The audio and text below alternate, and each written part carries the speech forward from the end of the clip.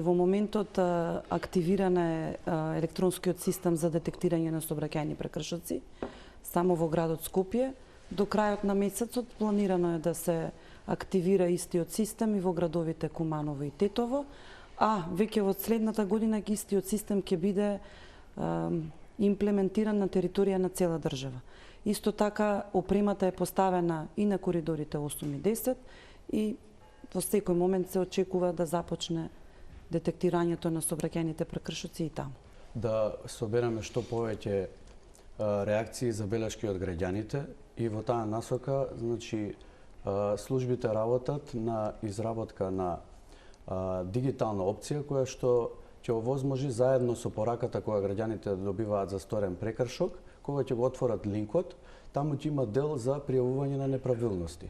На тој начин, значи, секој граѓанин кој што добил порака за сторен прекршок, меѓутоа смета дека истиот има неправилно утврдена фактичка состојба, ќе има можност преку тој линк да ја пријави таквата неправилност.